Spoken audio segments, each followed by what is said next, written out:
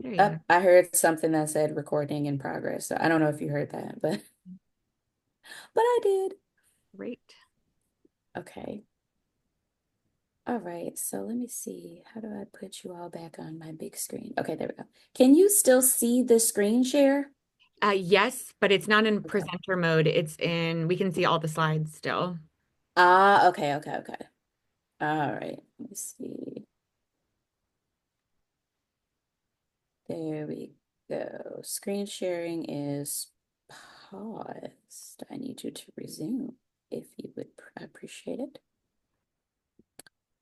Okay, so it's been a minute since I've done a Zoom like presented webinar. I've been on Google Meet like the whole time. Yeah. And Well, so while you're figuring Zoom, that that's what I'm out, looking at. it'd be okay if I just do a quick introduction. Yeah, that's totally fine. Okay, and then you can, jump in whenever it is ready. But for everybody who is already in attendance, thank you so much for joining us.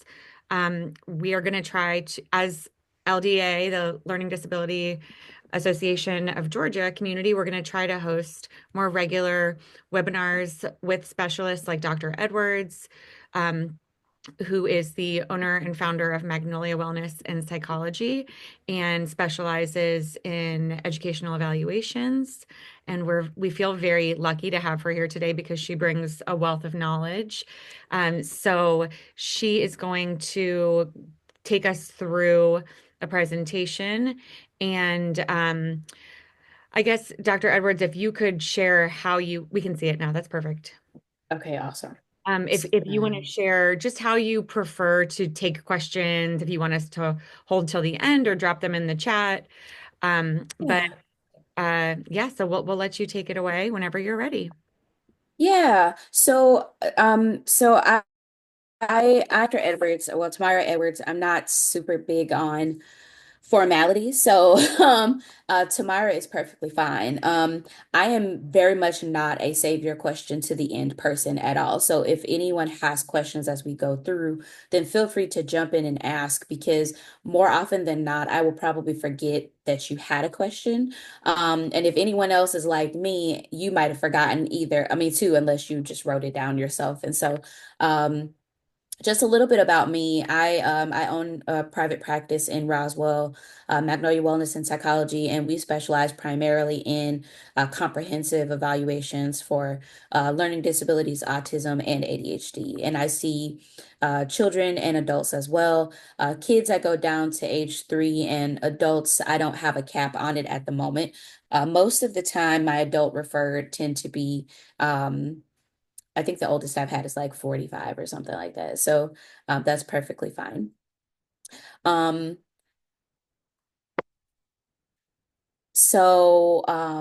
I've been in private practice for a couple of years now.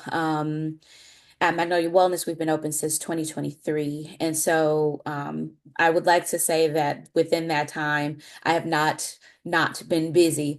And learning disabilities is a very big part of what I see. Of course, autism and ADHD tend to come higher on the list, but I do still see a lot of people come in with questions around learning disabilities. And a lot of the times I also see people who come in where they're not even really considering that a learning disability is happening, even though there are school issues. So they might be, struggling in reading, struggling in math, but a learning disability sometimes is not even on their radar. Unless it's been suggested by the school. And so when Lauren reached out to me about having a webinar and being able to host it, I'm like, well, let's talk about some of the things that parents tend to mention to me where they didn't even realize that that was an indicator or a sign or some type of, you know, anything or like a question related to learning disability because a lot of the times people don't really know what they are or what they entail. And so that's where I wanted to focus a little bit on today and then talk about when we might seek testing and what some of those early signs might look like.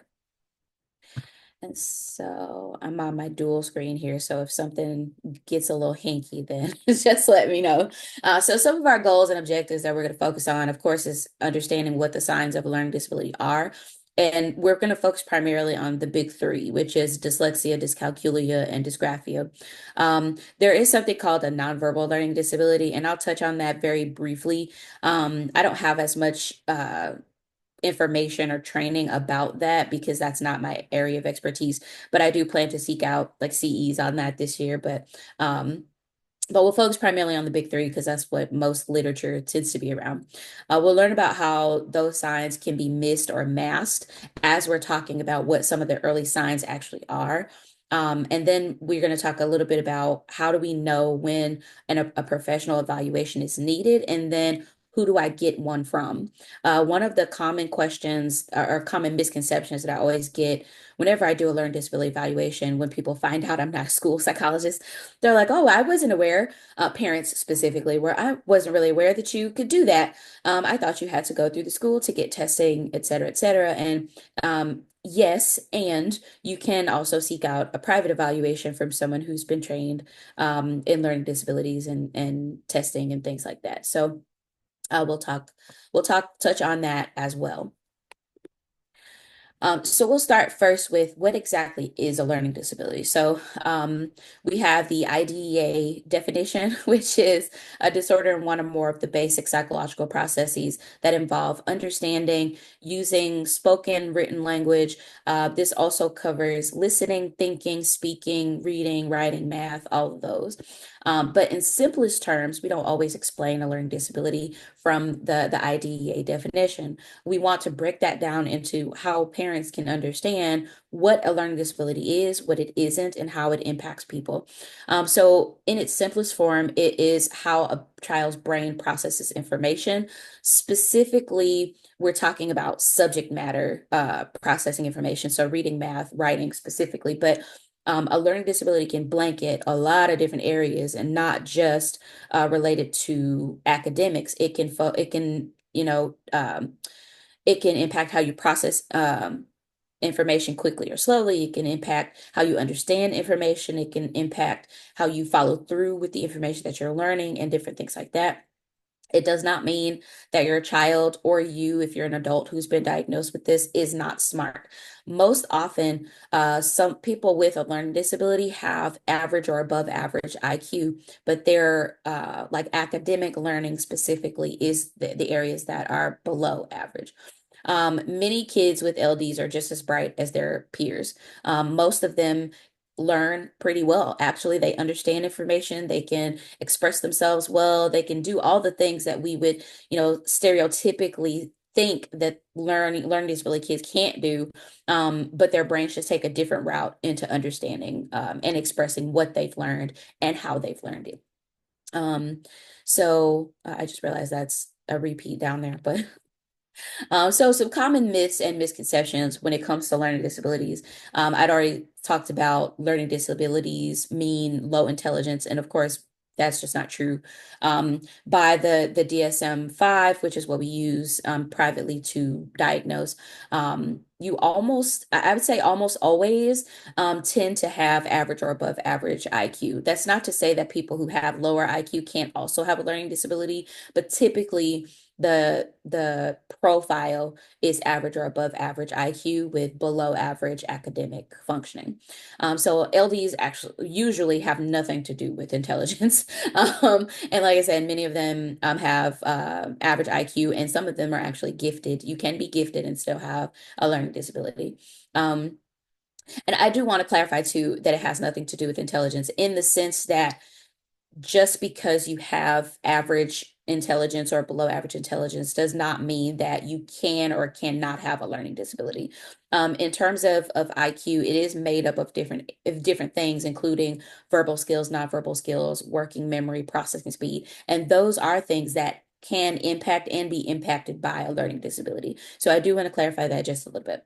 A myth is that they'll grow out of it. Most of the time, they do not. As they get older, and I say as they, I'm talking about children specifically, as they get older, they learn different strategies to manage the challenges that come with their specific learning disability, or they are connected with different supports that make it easier to thrive with their learning disability or despite their learning disability. So learning disabilities are lifelong, but we just learn different ways to adapt to it and figure out how to live in spite of. They're just lazy or not trying. That's absolutely not true. Most of the time, the kids that I've evaluated for learning disabilities are trying the very, very, very hardest that they can, and they still can't get it. And no amount of, fussing or punishments or anything like that is actually helping them. In some cases, you might see some effort lag because they are struggling, but most of the time, effort does not equal outcome. They're working twice as hard just to keep up with the bare minimum most of the time. If my child isn't doing okay in school, is doing okay in school, then there is no learning disability. That's also not true. Some kids do very good at masking and flying below the radar to see so that you won't see that they're struggling in the ways that we might expect them to. So some of them might be really verbal. Some of them might describe things very well. Some of them might have very good memory. Some of them might stay up till 2 a.m. just to make sure that they get their homework done so they can turn it in on time. But it's still the compensation that they have to do just to be on par, with their peers. Bad parenting or teaching caused it. Most of the time, learning disabilities are neurological and they're not caused by parenting, environment, or teaching style. Now, I will say I have seen it sometimes where some children are not exposed to learning outcomes early on, and that can impact their academics. But most of the time, we have to rule those things in or out before we can even diagnose a learning disability. So, a learning disability is not a sign just because a child skipped a learning, milestone in kindergarten or something like that. That's not quite how that works. So most of the time, if that is the case, then we recommend some type of remediation. And after remediation, if you're still seeing the same pattern of issues, then we might be considering a learning disability, and then we would refer for an evaluation. So how do they differ from other struggles? So what's the difference between a learning disability and just not liking school or just not being good at school? General struggles can occur when a child is tired, they're dealing with stress, or they need more time to learn a topic. A learning disability will be there regardless. If they're well rested, they're still struggling. If they are happy and well adjusted, they're still struggling. If they have spent 20 hours versus 5 hours learning the same thing, phonological ability or whatever, they're still having that same challenge. They might just get a little bit better at it each time they're exposed to it, but general struggles usually improve with more support of some kind. Um, oh, sorry, we have someone just popped in. Um, and so general struggles, like I said, usually improve with some support. LDs require very tailored interventions and tailored accommodations in order to help support them in that way. And then how does a learning disability differ from an intellectual disability? Now, these can be a little tricky because there is a bit of a fine line here where they can overlap with each other. You can have an intellectual disability and also have a learning disability. But usually what I've been trained on and what I've seen too is your academic ability is usually much, much lower than wherever your IQ is, even if it's in the intellectual disability range. But we also want to be careful that we're not assigning a learning disability when those processes all work together in the same, like similarly, in terms of learning. Typically, with a learning disability, it affects specific skill sets like reading or math or writing in these cases, whereas an intellectual disability is all areas of functioning are impacted in some way. Like I said, learning disability IQ is usually average or above. Intellectual disability is significantly below average. With a learning disability, they can still be highly, highly verbal and have very good spoken language and or be advanced in other areas as well. But with an intellectual disability, you see a global delay across all areas. So language, cognition, daily living skills, processing, all of those. Um, Learning disability, they learn differently, not less. With an intellectual disability, they learn more slowly across the board. It doesn't matter if it's subject related or not. Um, and then we had another repeat just pop up in there. But the key point to remember is that even if your child seems bright, if they consistently struggle with reading, writing, or math, despite how hard they try, how long they're being tutored, or anything like that, that's a sign that it could be a learning disability rather than a global cognitive issue.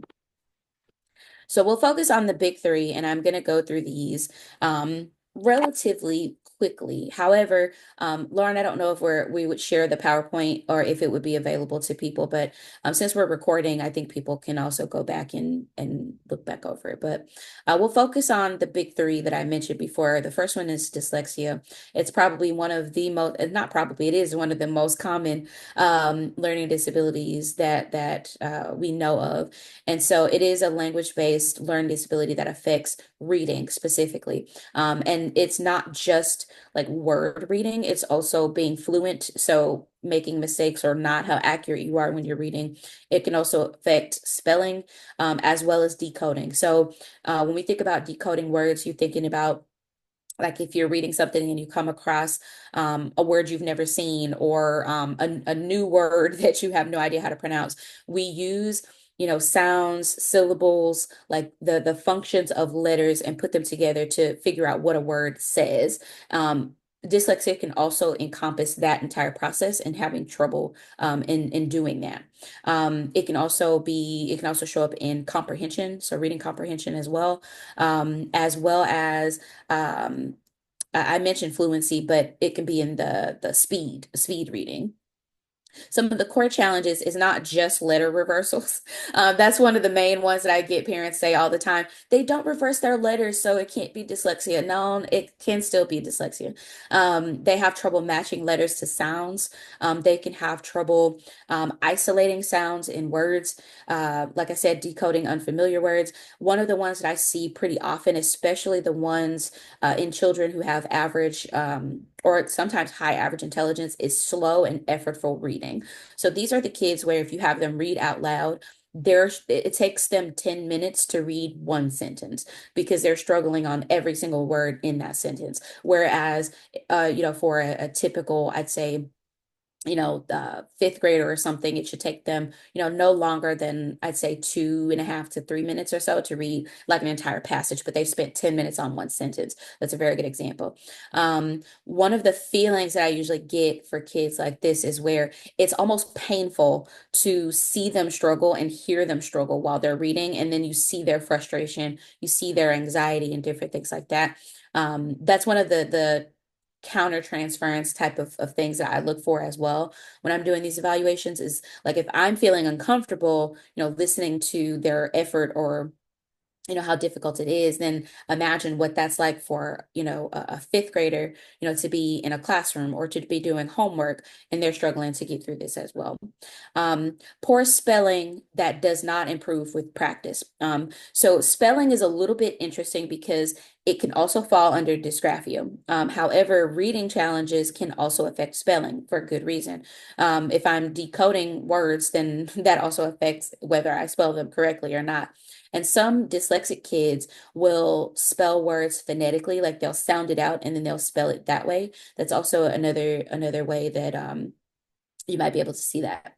So some common signs by age, typically in early childhood, you might see delayed speech. I don't want to stop there as like an indicator of dyslexia though, because delayed speech can show up in multiple diagnoses. Autism is one. Any sort of just general speech delay can actually be a thing too. So with this, we want to be careful that just because they have delayed speech, we're not automatically saying, oh yeah, that's dyslexia, because it can be something else. Um, Trouble rhyming, difficulty learning the alphabet. Um, excuse me, this might be in terms of difficulty learning the alphabet, this might be like being able to recognize the letters, but also sometimes I've seen it where they can say the letter, excuse me, they can say the letters, but they can't identify them if they're in front of them.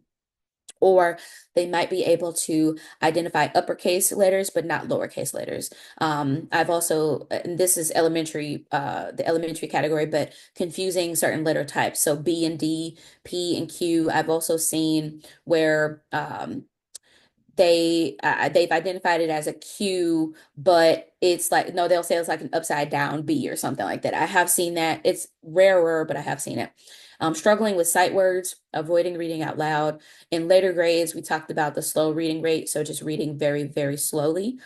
Even if it's accurate, reading slowly is still a challenge. Because fluency means that you need to be able to balance speed and accuracy. So you're reading at a typical reading rate, but you're also not making a ton of mistakes either. Typically, children with dyslexia will struggle with one or both of those. Either they're going to read really slow and be accurate, or they're going to read really fast and be inaccurate, or they're going to do both at the same time. Um, Poor reading comprehension also shows up where you can see a kid, they have no trouble with I say no trouble, but very little trouble with actually reading the words. But when you ask them a question about what it was that they read, they have no idea what it was that they read. Or they have to go back and basically reread the entire passage to be able to answer a question that you asked them. Now, this is another one that I've seen also overlap with ADHD. Sometimes just they're inattentive while they're reading, and so they don't quite remember what are the things that they learn or read. um, they can read fine, but they can't quite explain what they read overall, and then stumbling over new words. And then as you get into your teens and adulthood, they just avoid reading altogether. It's easier for me to not struggle when I don't have to do it. And they typically rely on memory, and they'll mispronounce words, especially new ones. I've seen this where they'll mispronounce the word and they'll keep reading the sentence like the word was correct the entire time. There's no pause of like that word wasn't right at all. But they will continue to go.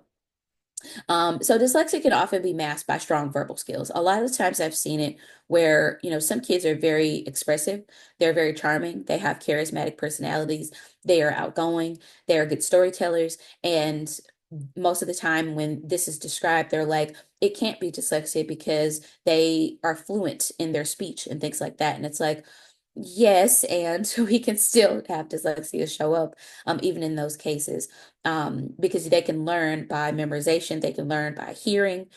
Some kids can be very visual or auditory learners, and they can still learn the things that they need to know, even if when you put, something written in front of them and they have to read it, that's where you see kind of the trouble. Um, as you might have noticed, dyslexia can overlap with ADHD in several different ways, but it can also show up, anxiety can also show up in that way as well.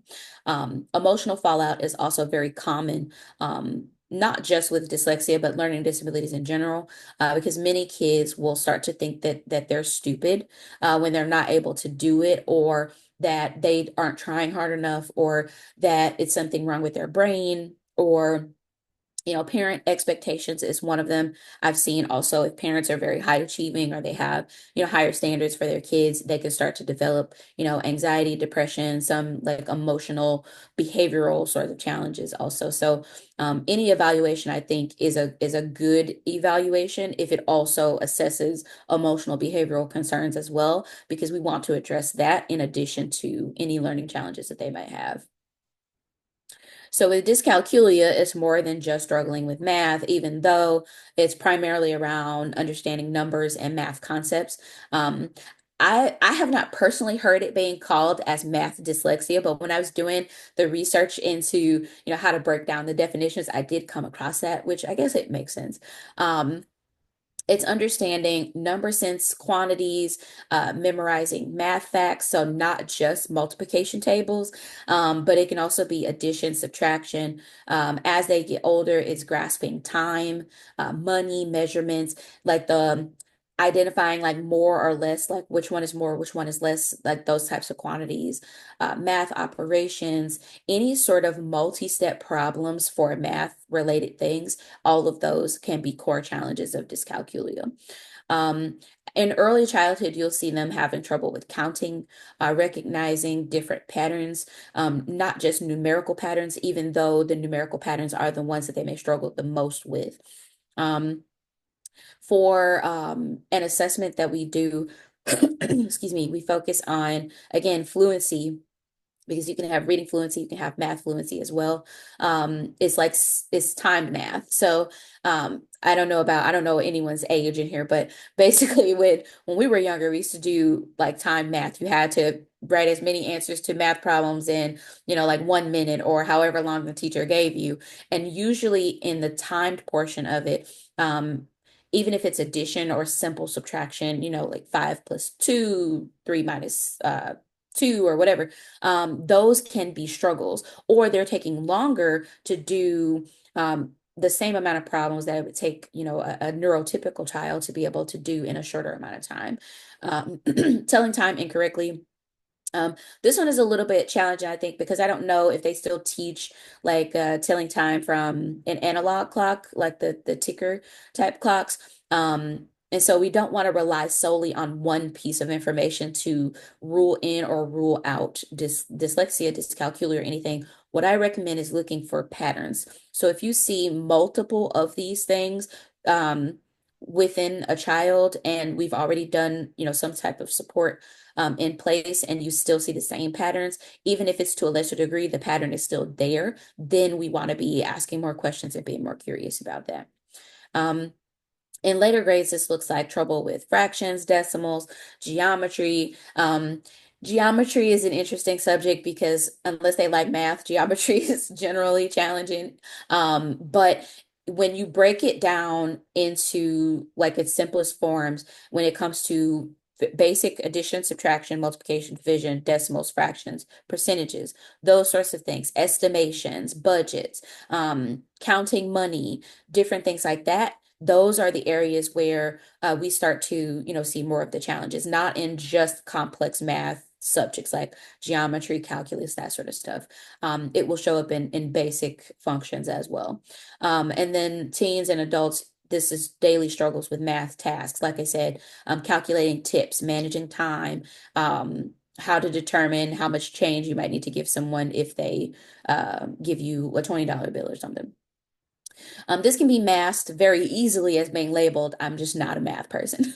A lot of people are just not math people, but that's not the sum of what dyscalculia is. You can dislike math and still be good at it, but and so we don't want to, make that label just because of that. They could often be masked by over relying on calculators or copying from their peers or having their peers teach them how to, remember this thing, or how do I, figure out this fraction when I come into contact with this specific fraction, but they don't know how to, to figure out any other kind of fraction. Avoidance or acting out in math heavy settings. So your kid is only acting out in math class. They're only acting out when we're doing math homework. If they get a reading problem and it has math in it, then we're seeing some acting out in that way as well. And then, of course, teachers and parents thinking that a student just needs more practice. Those are all aspects where we might just kind of throw a learning disability out the window when in actuality, we need to be looking at it a little bit closer. Um, some things to note here, primarily is that, again, we see overlap with other learning disability areas as well as ADHD. I've probably seen a higher correlation with like ADHD and dyscalculia. I don't know if there's research that supports me on that, but I've seen that I think more in my own clinical practice than in any other place, but it can also impact real life skills. We're talking about time management, like I said, budgeting, balancing a checkbook, even though I don't know if we still balance checkbooks now because we have apps to do that for us. But there are plenty of ways that we can, circumvent these challenges. And then the forgotten learning disability is dysgraphia. So this one is in writing. Very seldom do I remember having parents or clients say, I can have a learning disability in writing. It's like, yeah, you actually can. That's why it's a forgotten learning disability. You don't get as many people to talk about it, even though it is a concern. So it affects written expression. It can affect handwriting, spelling, like I said before, and then organizing thoughts on paper. So you can more easily see dysgraphia when children get to the age where they're starting to write like essay format stuff, because they're having to organize their thoughts and make them flow cohesively in a written format. Now, I have seen children with dysgraphia who can organize their thoughts and give you an entire like essay in verbal format. It flows, it makes sense, it does all the things, but if you tell them to write that thing down, they can't do it. They're able to explain to you what it is that they were trying to say, but they're not able to write it themselves. So some of the core challenges within dysgraphia is illegible or inconsistent handwriting. So one of the things that I like to do in an evaluation is some type of fine motor assessment so that we can see, what does their handwriting look like? What does their fine motor skill look like? Is their handwriting related to the fine motor skill? Is that what we can kind of, I say blame it on, but is that what we can use to account for that? Or if their fine motor skills are fine, then can we also be considering, dysgraphia? Trouble forming letters and spacing words. I've seen um, kids write simple sentences, like 3, 4 word sentences, and they're bushed together. Spelling things phonetically, I've also seen that happen very often. Slow writing speed, even if their ideas are strong. Again, you'll have kids who they have very good knowledge of a topic. They're able to explain what it is, but when you have them write it, they either cannot or it takes them a long time to do it. Spelling issues, even with simple words. So again, we have this overlap with dyslexia with the spelling part, but you can also have dyslexia and dysgraphia at the same time. Um, in early childhood, this might look like avoiding kind of these fine motor tasks. Coloring can be one of them. Drawing, using utensils can also be in there. I've had kids complain to me when I have them write a sentence or like a page of sentences that their hand hurts. It's tiring. My fingers are cramping. And it's like you've held your pencil for like 5 seconds. But during that entire time, it's like their muscles in their hands are like killing them and they just cannot they can't keep going. Some of that can be avoidance, I will say, because they're trying to get out of writing, but in some cases it's also true. Their hands are hurting. Parents have also mentioned that them physically having to handwrite something out is more difficult than if they're typing on a computer.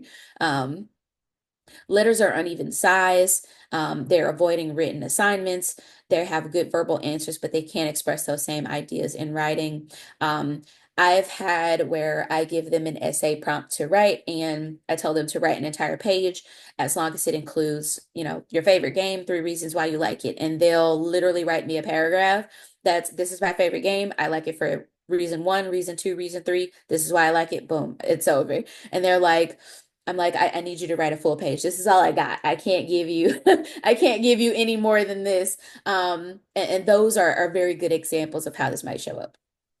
Um, some of the ways that we might mask this, again, high verbal expression. You will see this more often than not, where teachers might say, I know that they know this topic. I know that they know what it is I'm asking them to do, but they just cannot or did not write it down.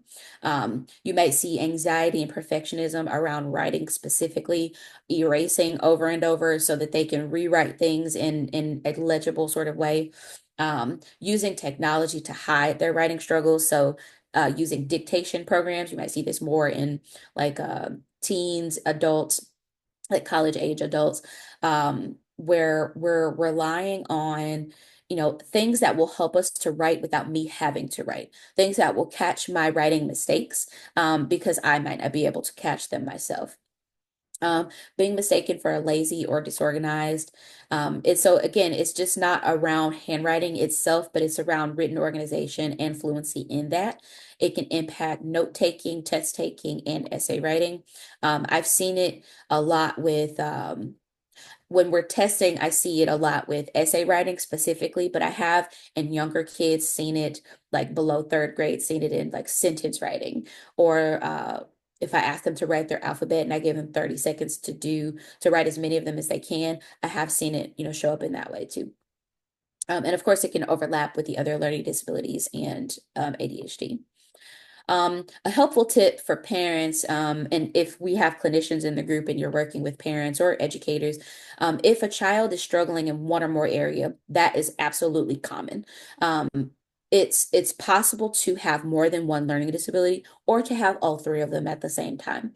And it's also common for learning disability kids to have ADHD as well. Just because someone has one learning disability does not exclude them from the others. Usually, a learning disability can be global in the academic realm in learning. And ADHD, like I said, I've seen it in my work where I've seen dyscalculia with ADHD probably a bit more frequently. But that doesn't mean that just because, a child has ADHD, they can't be dyslexic or they can't have dysgraphia. That's absolutely not true.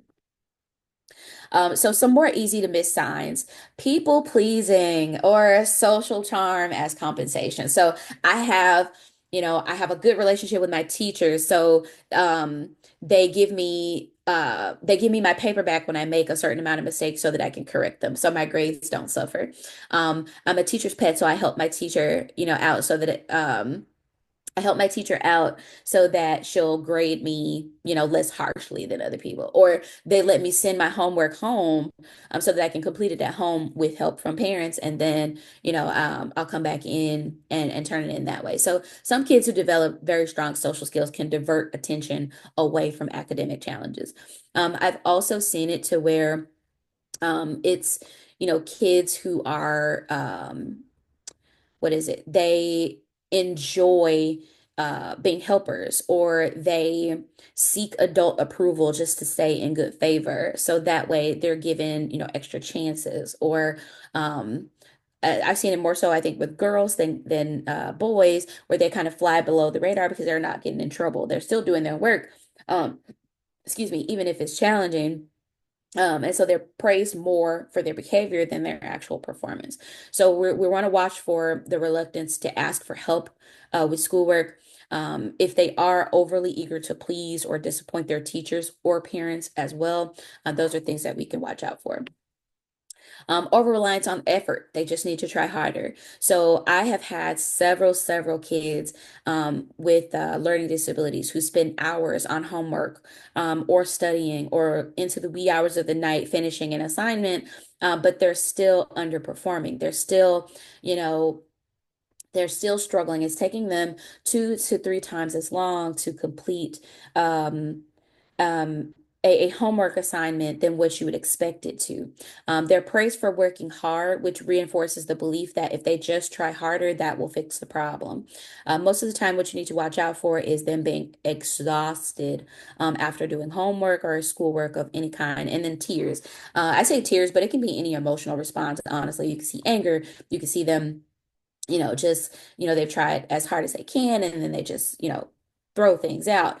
Um, Frequent need to be retaught about certain things, and then a high frustration despite working hard and such. Coping mechanisms can also be another way that they distract from the real issue. They might use jokes and humor. They might be the class clown. I have seen that several times, particularly with the boys than the girls. But for the girls, it might be more perfectionism, where I need all of these things to be in place before I start working. Otherwise, I'm not going to read, as well as I could.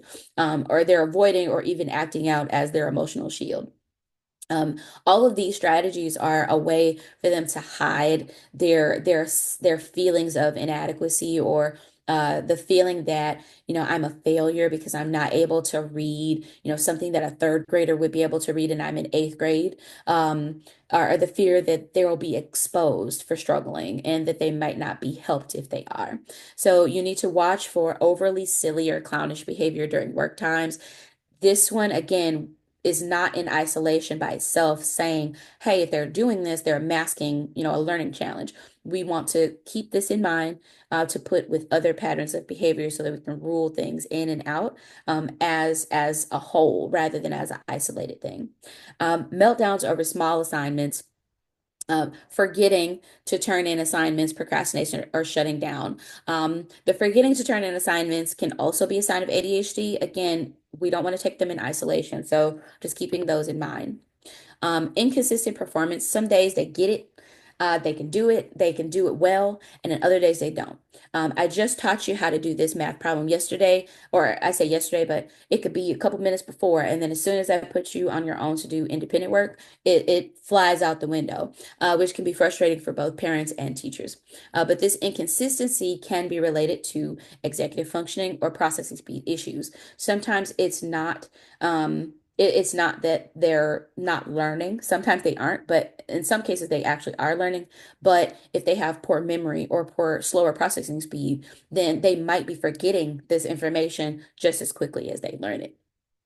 So we want to watch for excellent verbal answers, but poor written responses, strong memory for facts, but they can't apply them in different contexts. So I can tell you, I can memorize a multiplication chart if I see it, but if it comes to, me giving you a math problem on paper and it doesn't have a chart that I can refer to or just kind of memorize, then I don't know how to apply that and answer this question. Um, you might see test scores and grades that go up and down frequently in the same subject. So I'm not talking about like A to B, I'm talking like A to C or B to F. And you're seeing this fluctuation happen throughout a subject matter. Fatigue, avoidance, or school refusal. I have had some kids with LDs just like flat out refuse to go to school. They still don't prefer to learn at home, but they absolutely don't want to go and learn in a classroom because then I'm coming home at the end of the day, I'm drained, I don't understand what's happening in class. And so I got in trouble with the teacher because they said I wasn't paying attention, but um, I might have been paying attention, but I just didn't understand half the stuff that they were saying. So we want to watch for complaints of stomach ache or headaches before school. I hate school with no clear reason, zoning out during long tasks.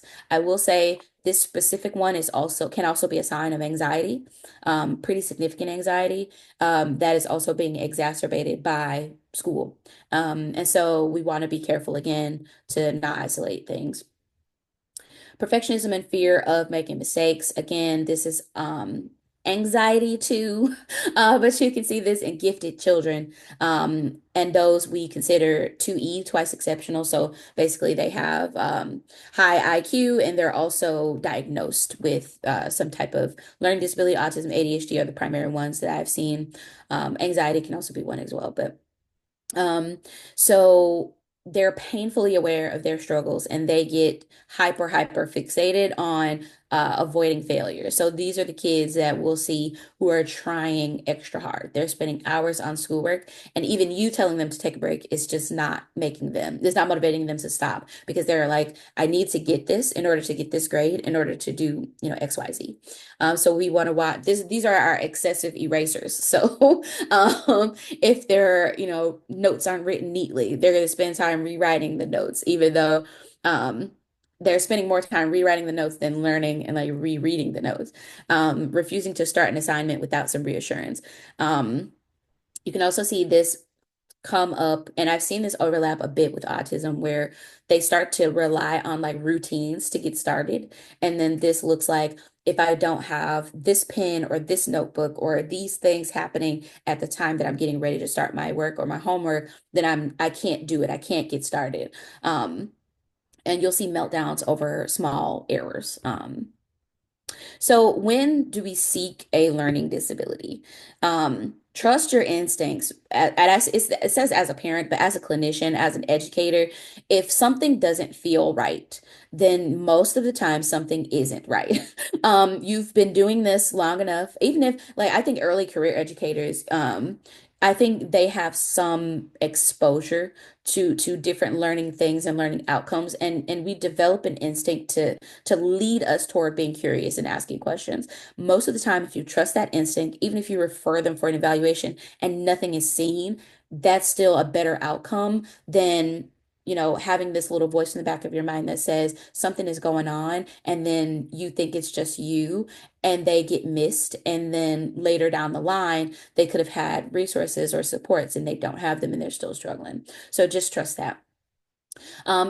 Refer for an evaluation if there are the signs that are there, even if we've practiced 1,000 times, they've been in tutoring, they've done Orton Gillingham, we've done, one-on-one support, they've had a paraprofessional, we've had, you know, they've been in Kumon after school for the last 3 years. If they've done all these things and you still see the patterns of behaviors, refer for an evaluation.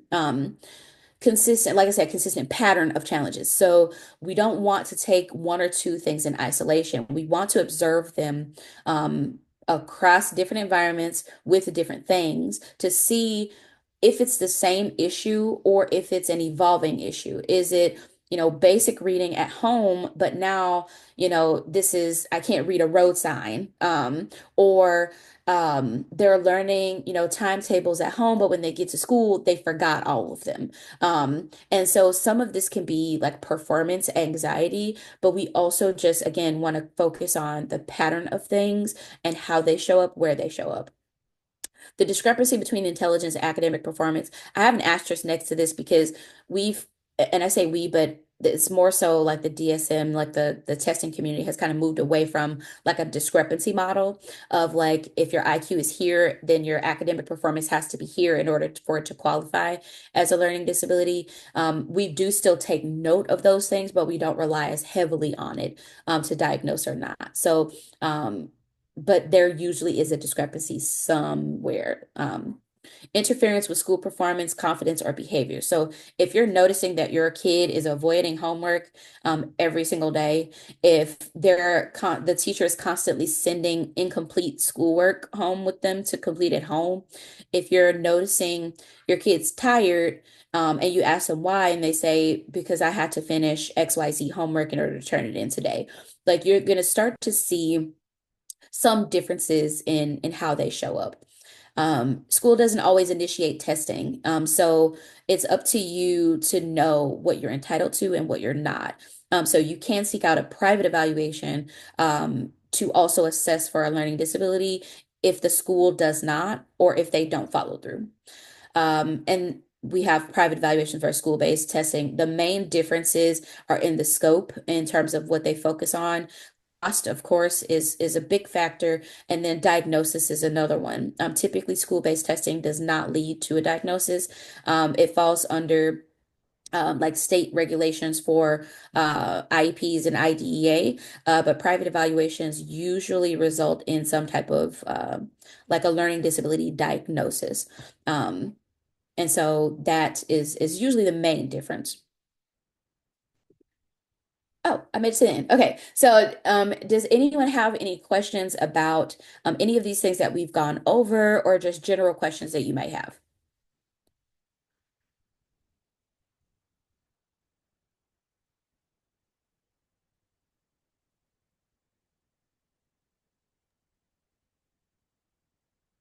Hi there. This is Joan Oh, Teach. I have a question for you. Well, first of yes. all, thank you very much for going through so many different observations that parents need to make Yeah. because often, as a parent of four and a grandparent of four and great grandparent now of one. So I've been around, I've seen these kids and for many, many years. But parents have the best idea of what's wrong with their child and coming to the fore. And thank you for bringing that up. I think that's really, really important. You discuss the slight difference, or you slightly discuss the difference between uh, an evaluation from the school and when one from a private evaluator.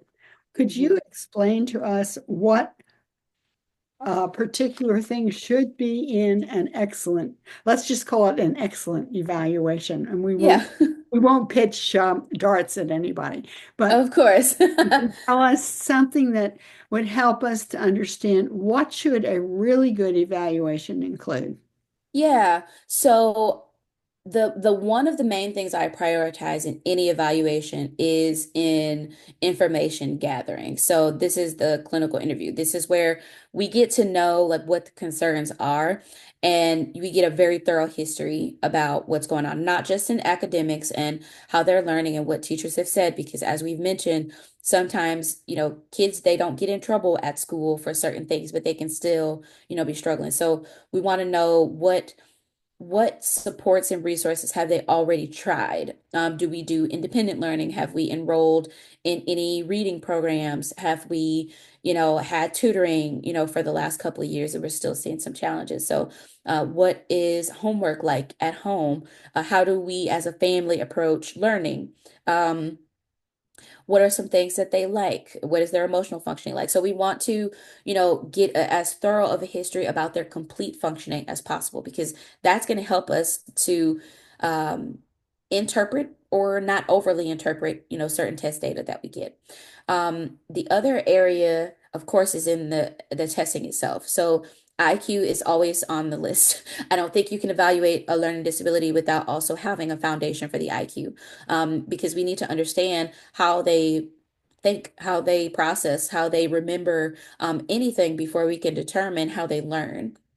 Of course, any learning disability evaluation will also have full scale academics, usually regardless of if they're coming in with questions about dyslexia or dysgraphia. I do a broadband academic testing. So I look at all the areas: reading, language, uh, what is it, math, writing, all of those. And then depending on what it is they're coming in for, I do more specific testing around that. So if it's dyslexia, then I'm doing phonological testing. I'm doing oral fluency reading, timed reading, untimed reading. We want to be able to assess and also compare. Are they reading better when it's not timed, but it's taking them, 10 minutes to do, or or not? What are the things that we're doing from there?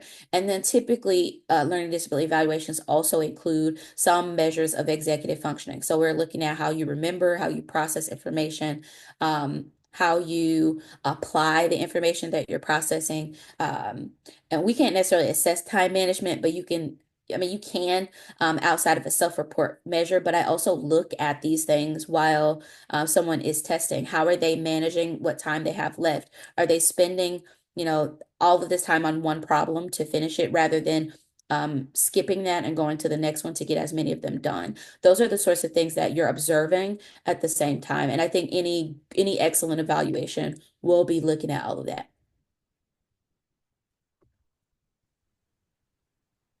That's great. This has been such helpful information.